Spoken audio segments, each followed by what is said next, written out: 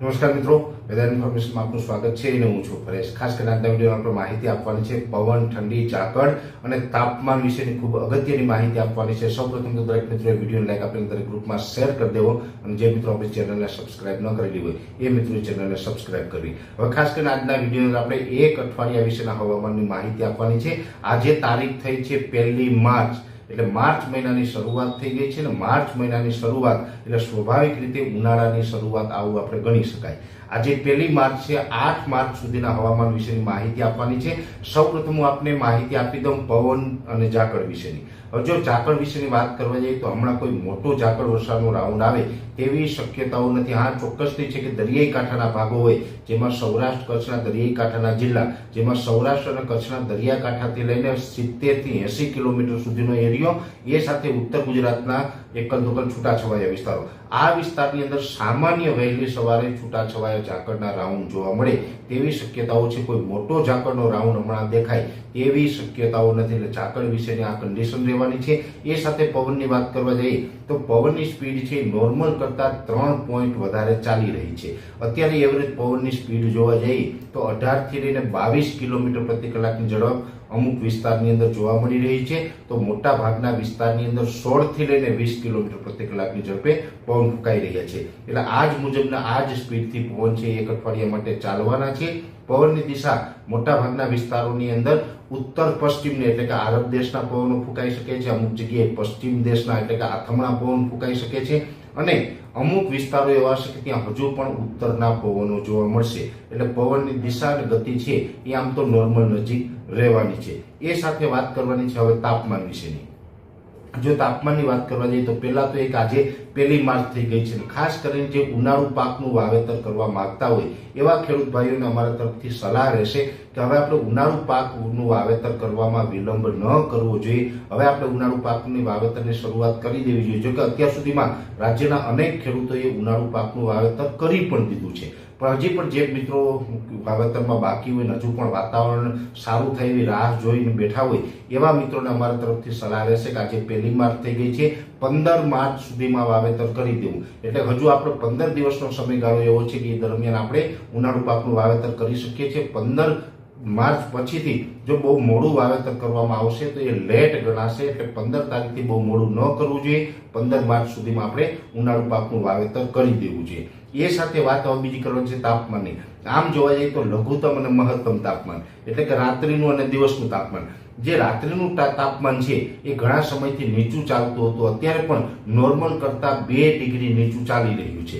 જોકે ફેબ્રુઆરી દરમિયાન કોઈ ખાસ ઉનાળાની ઝલક આપણે જોવા મળી નથી અને અમુક દિવસોમાં એવું બન્યું હતું કે દિવસનું તાપમાન થોડુંક ઊંચું જોવા મળ્યું હતું, 37-38 ડિગ્રી તાપમાન જોવા મળ્યું હતું। એટલે આપણે થોડુંક ક્યારેક ક્યારેક ઉનાળા જેવું લાગતું હતું, પણ એકદમ આકરો તાપ હોય કે ઉનાળાની ભયંકર શરૂઆત થઈ હતી આવો કોઈ આપણે અનુભવ કર્યો નથી ફેબ્રુઆરી મહિના દરમિયાન। અને ઘણા ટાઈમથી જે આપણું અનુમાન પણ હતું કે ફેબ્રુઆરી મહિનામાં આ વર્ષે આપણે ઉનાળાની કોઈ ઝલક જોવા નહીં મળે, એ મુજબ ઝલક જોવા નથી મળી। અને હજુ પણ જ્યાં માર્ચ મહિનાની શરૂઆત થઈ છે તો માર્ચ મહિનામાં પહેલા અઠવાડિયામાં તો કમસે કમ ઉનાળાની કોઈ મોટી ઝલક જોવા મળે તેવી શક્યતાઓ નથી। પણ હા, એક ચોક્કસથી છે કે જે ફેબ્રુઆરી મહિનામાં જે રાત્રિનું તાપમાન હતું એ 11-12 ડિગ્રી રહેતું હતું, એ તાપમાન હવે વધ્યું છે, એટલે કે લઘુત્તમ તાપમાનમાં પણ હવે વધારો થઈ રહ્યો છે। આજે 1 માર્ચ છે ને આજથી લઘુત્તમ તાપમાન એટલે રાત્રિનું તાપમાન છે ને એ પણ 16 થી લઈ અને 20 ડિગ્રી અલગ અલગ વિસ્તારોમાં જોવા મળશે। એટલે 16 થી લઈને 20 ડિગ્રી એટલે તાપમાન ઘણું બધું ઊંચું આવી ગયું છે। સામાન્ય રીતે જોવા જઈએ તો ઉનાળાનું જે તાપમાન હોય છે એ 18 ડિગ્રી કરતાં નીચું ન જવું જોઈએ, છતાં પણ અત્યારે નોર્મલ કરતાં 2 ડિગ્રી નીચું છે, 16 ડિગ્રી છે, એટલે બહુ નીચું તાપમાન ન ગણી શકાય। એટલે લઘુત્તમ તાપમાનમાં પણ વધારો થયો છે, એ સાથે હવે મહત્તમ તાપમાન પણ વધી રહ્યું છે। મહત્તમ તાપમાન એટલે કે જે દિવસનું તાપમાન છે એ એવરેજ અત્યારે 33 થી લઈને 37 ડિગ્રીના આઇસોલેટેડ એરિયાની અંદર 38 ડિગ્રી નોંધાઈ રહ્યું છે। જોકે મોટા ભાગના વિસ્તારો ગુજરાતના એવા છે કે ત્યાં 33 થી લઈને 35 અને 36 ડિગ્રી તાપમાન જોવા મળશે। એટલે જે નોર્મલ ઉનાળાનું તાપમાન ગણી શકાય અત્યારે જે માર્ચ મહિનાના પહેલા અઠવાડિયાનું 35 ડિગ્રી હોવું જોઈએ એ 35 ડિગ્રીની આસપાસ જ છે। અમુક વિસ્તારો એવા હશે કે જ્યાં 36, 37 કે 38 ડિગ્રી સુધી થઈ શકે, પણ એ આઇસોલેટેડ એરિયા એટલે કે ખૂબ સીમિત વિસ્તારો હશે, બહુ ઓછા વિસ્તારો એવા હશે કે જ્યાં 37-38 ડિગ્રી તાપમાન થાય, બાકી 33 થી લઈને 34, 35 અને 36 ડિગ્રીની રેન્જમાં તાપમાન જોવા મળશે. એટલે નોર્મલ નજીક તાપમાન જોવા મળશે. જે માર્ચ મહિનાનું પહેલું અઠવાડિયું છે તો પહેલા અઠવાડિયાની અંદર ભયંકર ગરમી પડે કે એકદમ ઉનાળો આકરો સ્વરૂપમાં જોવા મળે કે રૌદ્ર સ્વરૂપમાં ઉનાળો જોવા મળે તેવી કોઈ શક્યતાઓ નથી. એટલે કોઈ મિત્રોએ હમણાં ઉનાળા માટે એવી રાહ જોવાની નથી. હા, એક ચોક્કસથી છે કે શિયાળા દરમિયાન ઘણા સમયથી આપણે ઠંડીનો અનુભવ કરતા હતા અને ઠંડીના વાતાવરણમાંથી સીધો આપણે ગરમીના વાતાવરણમાં જઈએ એટલે અત્યારે આપણે 34, 35 કે 36 ડિગ્રી હોય એ પણ આકરું ચોક્કસથી લાગતું હશે. પણ અત્યારે હજી આપણે ઘણી બધી રાહ જોવાની છે, કેમ કે આ અઠવાડિયાનું મેં આપને અનુમાન આપ્યું. જો કે 8 માર્ચ પછીથી તાપમાન ધીમે ધીમે ઊંચું પણ જશે અને આ વર્ષે માર્ચ મહિનો, એપ્રિલ મહિનો અને મે મહિનો આ મહિના એવા હશે કે આ મહિના દરમિયાન તાપમાન છે ખૂબ ઊંચું પણ જોવા મળશે. આપણે અનેક પ્રકારે જોવા જઈએ તો ઘણી વખત આપણે ગયા વર્ષે પણ આકરો ઉનાળાનો અનુભવ કર્યો હતો, એવી રીતે આકરા ઉનાળાનો પણ અનુભવ થશે. ભયંકર હીટવેવના રાઉન્ડ પણ આવશે. એટલે હીટવેવથી આપણે કોઈ બચી શકવાના નથી. હીટવેવના ભયંકર રાઉન્ડ પણ આવશે અને ઉનાળો એક વખત તો આપણે એવું સ્વરૂપ પણ બતાવશે કે લોકો કંટાળી જશે, લોકો હાશકારો અનુભવશે કે હાશ હવે ઉનાળો પૂર્ણ થાય ને તો સારું, હવે આ ઉનાળાથી કંટાળ્યા છે.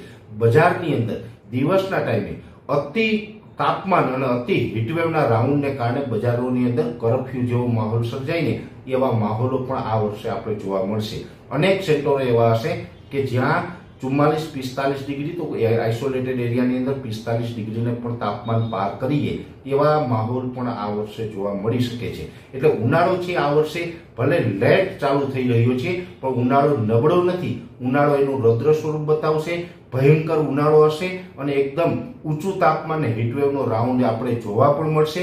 એટલે ઉનાળો છે એકદમ આકરો રહેવાનો છે, જેના માટે દરેક મિત્રોએ તૈયાર પણ રહેવાનું છે અને એ વિશેનું આખું ઉનાળાનું સરવૈયું છે એ પણ અમે ટૂંક સમયની અંદર આપણે જાહેર કરશું. ઉનાળામાં કેટલા ડિગ્રી સુધી તાપમાન જશે, માવઠા થશે કે નહીં થશે, તો કેટલા રાઉન્ડની અંદર થશે એ પણ અમે 1-2 દિવસની અંદર જાહેર કરશું. પણ આ વિડીયોની અંદર ખાસ કરીને આપણે માહિતી આપવાની હતી કે જે આપણે 1 માર્ચ આજે છે, 1 માર્ચથી લઈને 8 માર્ચ સુધીનું એક અઠવાડિયાના સેશનની, તો એક અઠવાડિયાના સેશનની અંદર ઓલ ઓવર જોવા જઈએ તો નોર્મલ રહેવાનું છે. જે માર્ચ મહિનામાં નોર્મલ ઉનાળાની જે શરૂઆત હોય એ જ મુજબની શરૂઆત જોવા મળશે. એટલે એક પ્રકારે એટલું કહી શકાય કે આજે 1 માર્ચથી ઉનાળાની શરૂઆત થઈ ચૂકી છે અને માર્ચ મહિનાના પહેલા અઠવાડિયામાં જે હવામાન હોય એ જ મુજબનું હવામાન જોવા મળશે. આમ તો ફેબ્રુઆરી મહિના દરમિયાન, જાન્યુઆરી મહિના દરમિયાન, શિયાળાના બીજા દિવસો દરમિયાન ઘણી વખત આપણે હવામાનમાં અનબેલેન્સતા જોવા મળી છે.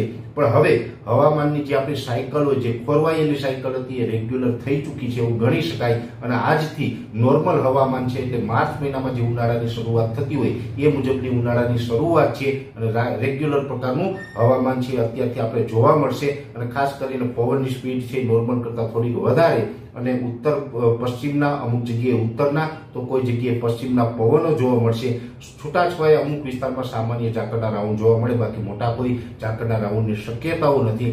અને માર્ચ મહિનાના પહેલા અઠવાડિયાની અંદર તાપમાન છે 33 થી લઈને 35 ડિગ્રી, અમુક વિસ્તારમાં 36 ડિગ્રી અને આઇસોલેટેડ એરિયાની અંદર 37-38 ડિગ્રીની આસપાસનું તાપમાન જોવા મળે. એટલે નોર્મલ રીતે આ રીતનું અઠવાડિયું રહેવાનું છે. અઠવાડિયા દરમિયાન રાજ્યના કોઈ પણ વિસ્તારમાં માવઠાના વરસાદની પણ શક્યતાઓ નથી, જેની દરેક મિત્રોએ ખાસ નોંધ લેવાની. આ અઠવાડિયામાં કોઈ માવઠાનો ડર રાખવાનો નથી, માવઠાની શક્યતાઓ નથી. આ અઠવાડિયા પછી પણ નજીકના સમયમાં કોઈ શક્યતાઓ દેખાતી નથી, પણ આ અઠવાડિયાની અંદર તો ફાઇનલ કોઈ માવઠું થવાનું નથી. એ પછી કોઈ માવઠાની શક્યતા હશે તો ચોક્કસથી અમારા તરફથી માહિતી આપવામાં આવશે. અત્યારે આ વિડીયોની અંદર એટલું. અંતમાં દરેક મિત્રોને વિનંતી રહેશે કે વિડીયો લાઈક આપીને દરેક ગ્રુપમાં શેર કરી દેવો અને જે મિત્રો આપણી ચેનલને સબસ્ક્રાઇબ ન કરેલી હોય મિત્રોએ આ વેધર ટીવી ચેનલને પણ સબસ્ક્રાઇબ કરવીને આપણી બીજી ચેનલ છે લલકાર, જેના ઉપર પણ આપણે વિડીયો મૂકતા રહીએ છીએ, એટલે લલકારને પણ સપોર્ટ કરજો. હાલ રજા આપશો.